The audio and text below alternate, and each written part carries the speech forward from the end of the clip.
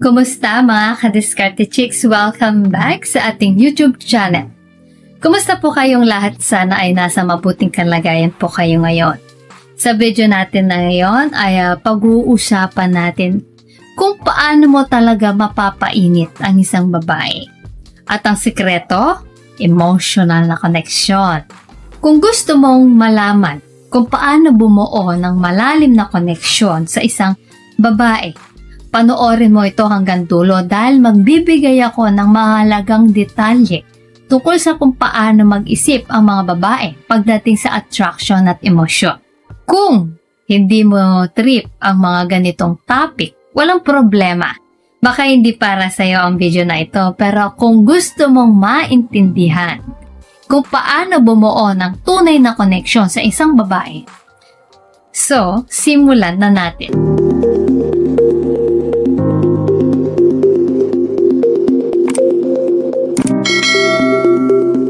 Ano nga ba ang emotional connection? Siguro narinig mo na yan na para maakit ang isang babae, dapat may emotional na connection kayo.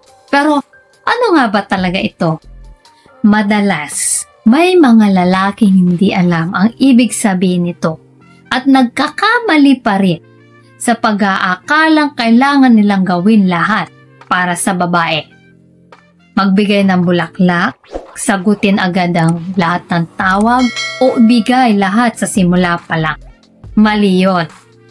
Sa totoo lang, yan ang pumapatay sa attraction. Ang emosyonal na koneksyon ay hindi lang tungkol sa pagiging mabait o mapagbigay ng lahat ng gusto niya. Ito ay tungkol sa integridad mo bilang lalaki. Sa tamang timpla ng kumpiyansa, misteryo at tamang pagdala ng sarili mo. Paano bumuo ng emosyonal na connection? So number 1 is dahan-dahanin ang lahat. Facing yourself. Huwag kang magmadali. Ang tamang bilis ng pakikitungo sa isang babae ay mahalaga. Hindi mo kailangang ipakita agad lahat ng meron ka. Hayaan mong unti-unti kang makilala niya. So number 2, maging playful at flirtatious. Kung gusto mong malaman kung attracted siya sa'yo, subukan mong magbiro sa kanya. Pwede mong sabihin, ang tingin mo sa akin, parang may ibig sabihin, ha? Ingat ka, baka mahulog ka. Or pwede rin nagpa-flirt ka ba? Kasi parang nararamdaman ko. Or pwede rin, huwag mong gawin yan sa labi mo. Kapag nagtanong siya kung bakit, sagutin mo ng, alam mo na yun. Ang mga ganitong linya ay nagpapakita ng kumpiyansa. At gustong-gusto ito ng mga babae. Pero bago po tayo magpatuloy, kung hindi ka pa nakakapag-subscribe, baka naman, i-hit mo ng subscribe button. Now na. As in, now na. So number 3, bigyan siya ng espasyo na makilala ka rin. Ang emotional na connection ay hindi lang tungkol sa pagtatanong mo sa kanya. Dapat bigyan mo rin siya ng pagkakataon na makilala ka. Sa halip na tanungin siya ng mga bagay na parang ini-interview mo siya, mas maganda kung may natural na palitan ng kwento. Mas nagiging malalim ang koneksyon kapag nararamdaman niyang hindi mo lang siya nililigawan, kundi gusto mo rin siyang maintindihan bilang tao.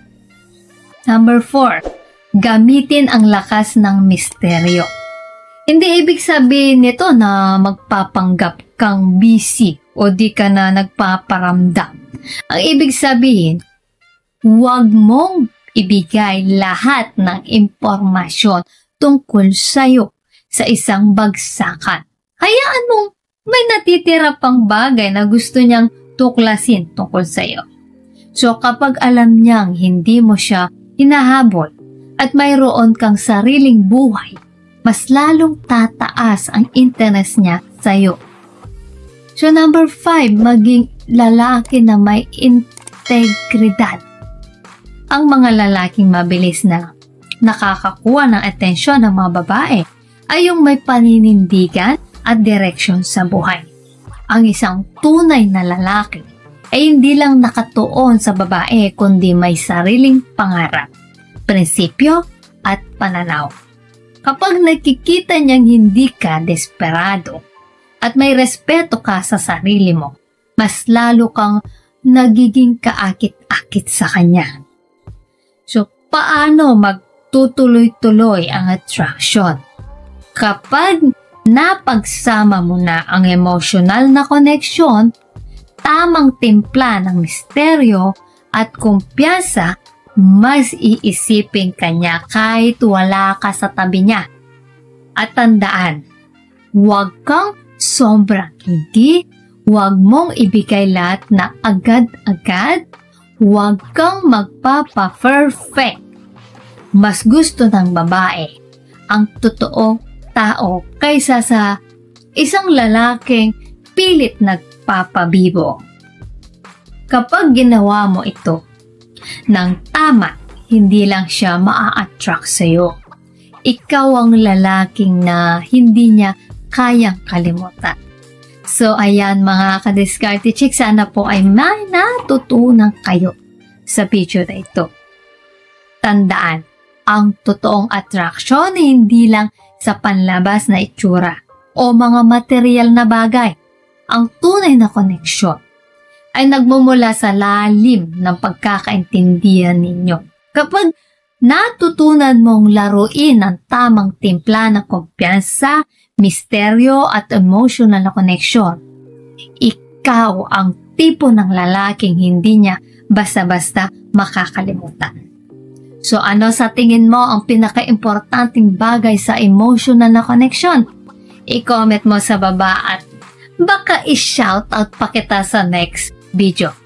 Bago po tayo magtapos, nais ko lang pong i-shoutout ang ating mga masugid na tagapanood na sina Mark Mercado, Noel Escobia, Charlie Sepe watching from Valenzuela at kay Jennifer Disa. Guys, maraming salamat po sa support at panonood mga ka-Diskarte Chicks. Kung may tanong pa ho kayo, i-comment nyo lang po at sasagutin natin yan sa next video. Kung nagustuhan nyo po ang video na ito, ay huwag kalimutang mag-like, share, and subscribe para sa iba pang useful na content tulad nito. Maraming salamat sa panonood. Hanggang sa susunod na video, ingat kayo palagi. Let's spread love.